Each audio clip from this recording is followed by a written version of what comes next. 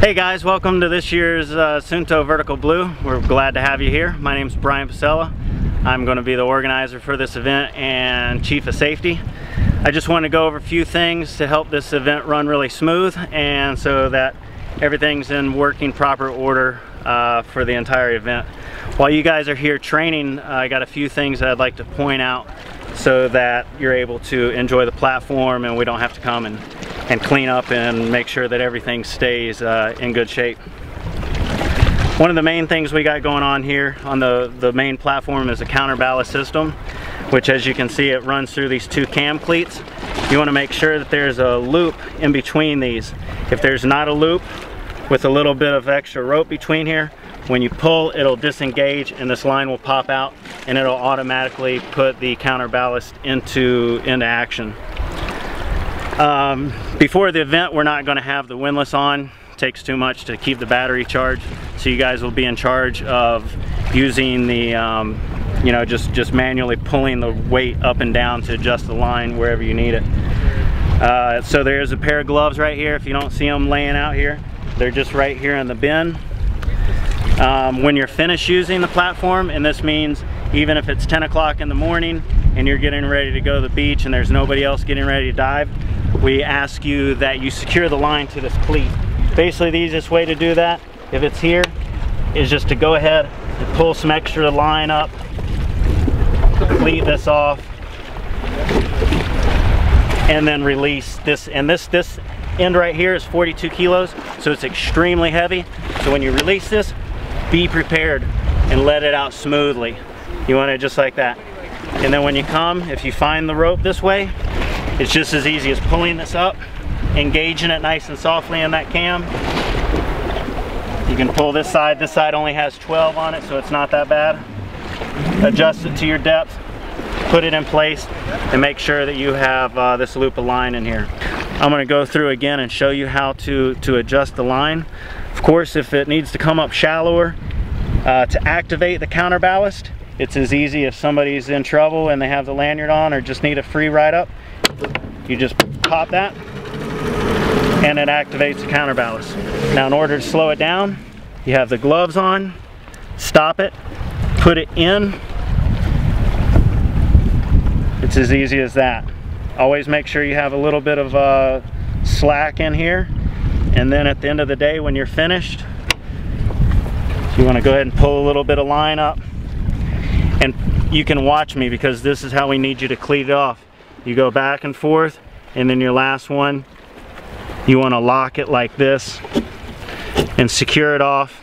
Make sure it's nice and secure, and then come over here, let this one go, and slowly ease it into place. And that way the line's locked, the weight's off these cleats, and you're good to go for the rest of the day. Now, this line over here is marked every 10 meters starting from the plate. So from the plate up, it's 10, 20, 30, 40, 50. We use a marking system. Let's see. For example, this right here is going to be 50, 60, 70, 80 meters. So that's 80 meters. If it was one single black, it would be 10. Two narrow blacks would be 20. 3 like this would be 30. This big fat one right here designates 50. So then you have 50, 60, 70, 80. Kind of follows suit all the way through. At 100 meters, we have 2 thick black ones. So it'd be like 50 and 50 added together. And then after that, for like 110, it'd be 2 thick black ones, 1 small one, 110. Add 2 more, 120. It's kind of like Roman numerals, so you just keep that kind of system. The colors don't matter so much, it's more the layout of the tape that marks the lines.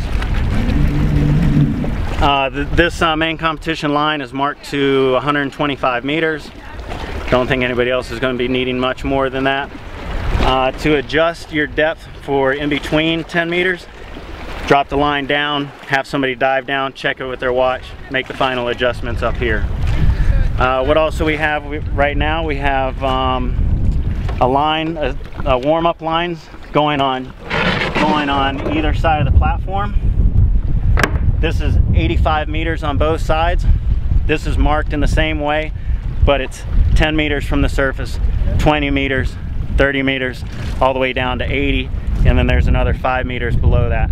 This warm-up line is actually going to get moved over on that platform the next day, but the markings and everything will stay the same.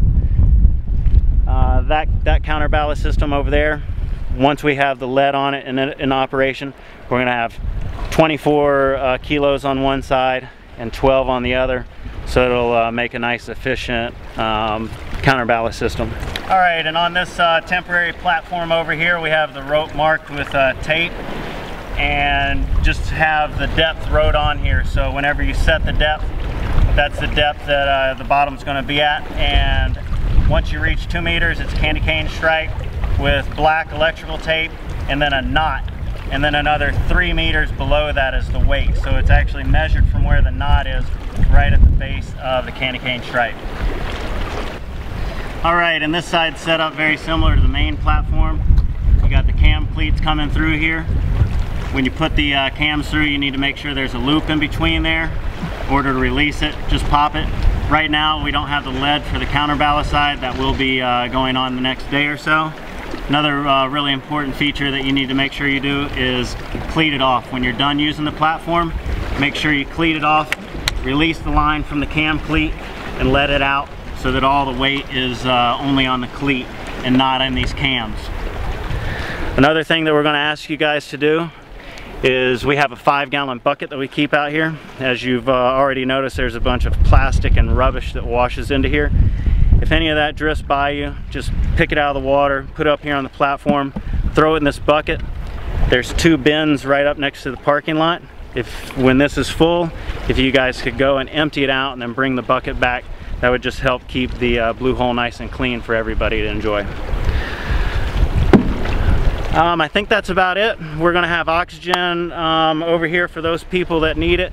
If you have any questions about the use of oxygen, please let us know. There is a daily fee for that, and we're also going to go through a little bit of cleanup for that as well, so that when you guys, whoever's using oxygen, can help us coil up the hose, clean the regulator, and make sure everything's put away nice. And the same thing with that. Even if it's early in the morning and there might be other people coming down, if you're the last person out here, we're going to ask you to clean up and take care of that stuff when you leave. And that's about it. I really appreciate it. If you guys have any questions, please feel free to contact me. Again, my name's Brian, and you can reach me at brian@verticalblue.net or at brianpucella@gmail.com, or just find me. I'll be around the whole time. So thank you very much, and you guys have a great event here at 2013 Suunto Vertical Blue.